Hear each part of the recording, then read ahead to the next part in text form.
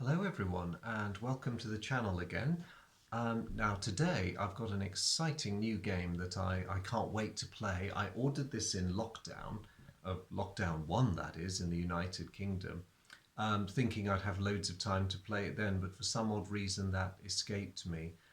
Recently my attention was drawn to Decision Games' World at War series, and so at long last, I'm looking forward to taking out my first ever title in this series, Pacific Battles Malaya by Joe Miranda.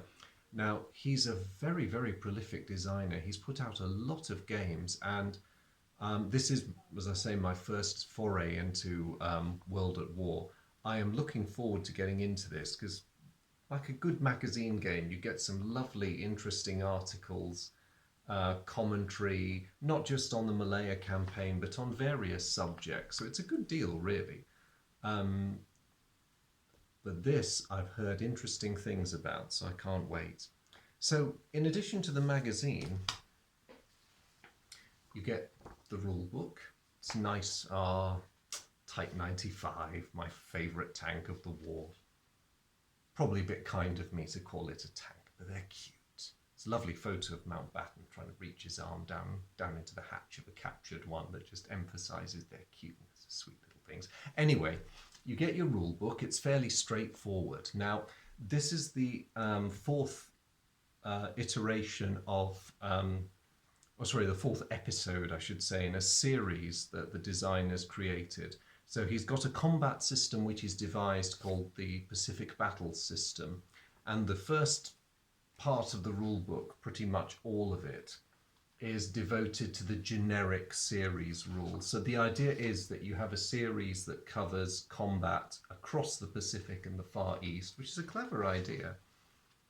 And at the very end of the rule book, you get the campaign-specific rules. So there may be some rules that alter the generic rules to make it more applicable to the Malaya and Singapore campaign, or you might find there's some that, in a small way, overturn or suspend them altogether.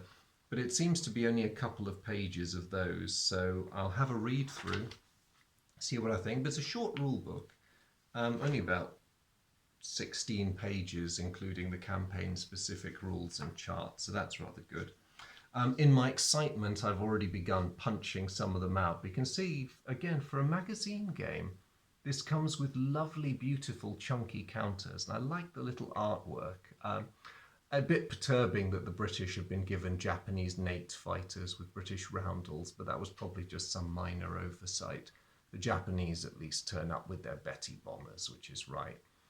These are double-sided, so you get hidden movement. You can conceal your units from the other player, which is awesome, just as it should be. And I'm just going to end off with my favourite component of this game, the map. Look at this loveliness. Now, again, bearing in mind this is a magazine game, you get an enormous, enormous map of the Malay Peninsula and Singapore with the critical locations marked out.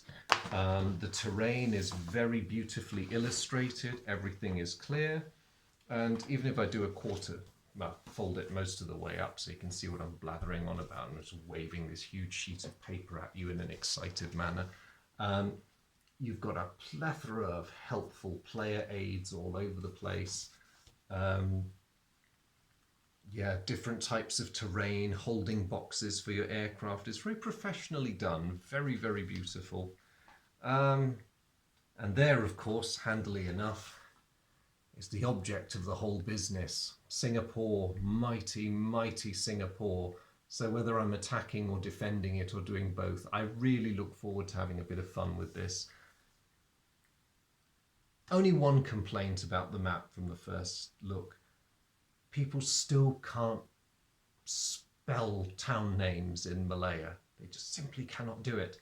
I think when I did my review of Claws of the Tiger, I had a bit of a whinge about this, but see, if anything, it's worse in this game. So Alor Star seems to be turning into Aloe well, they've kept Star. They could write Vera. And it gets a bit worse further down, but never mind. Oh yes, Port Swettenham has somehow turned into Port Sweaterhitch. Weird. Anyway, let's see if the game manages to overcome that minor niggle by proving itself awesome. If appearance and production quality is anything to go by, this game will be brilliant and I look forward to playing it. Stay tuned and thank you for dropping in.